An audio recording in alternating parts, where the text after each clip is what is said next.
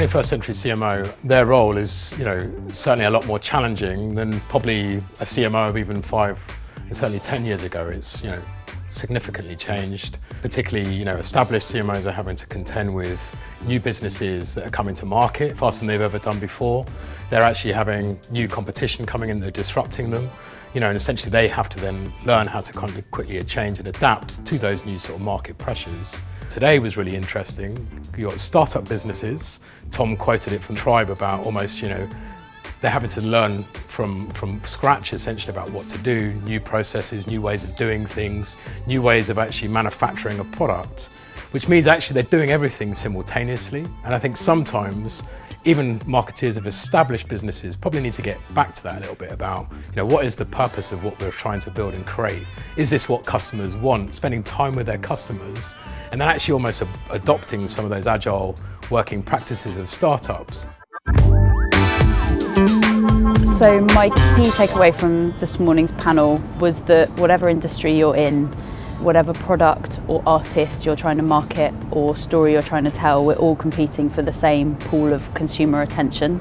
The key skill that CMOs and modern marketers need is that ability to really tune into and understand what people want and need at any point in time, and being able to translate the stories that we want to tell and the messages that we want to get across in a way that adds value to people's lives and in their day is the kind of the key thing we all need to be able to do.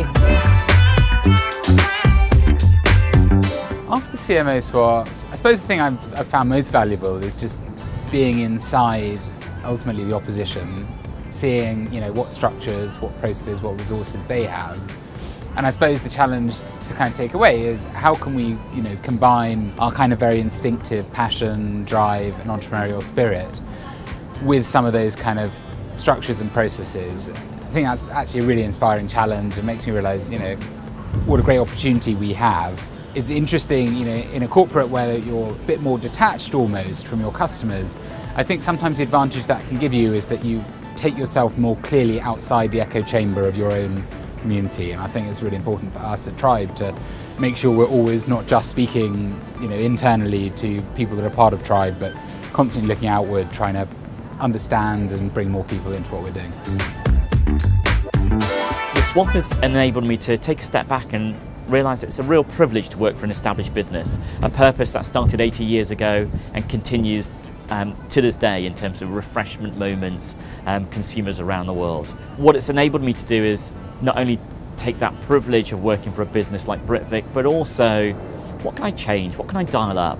Startups are much closer to their consumers. They live, they test, they work with their consumers day in and day out. In established business, you're often a bit more distant. So how do we bring consumers into our world every day? Not only that, how do you bring ideas from within the business? We're employees of Britvic, but we're also consumers. So how do we create ideas? How do we test innovation? How do we show creative, not only to consumers externally in research groups, but also with our employees internally and to get that honest feedback. So fantastic experience, a great takeaway, a privilege to be a client for a big category, but also some learnings in terms of how we can test and learn, how we can build from within. So that would be my key takeouts.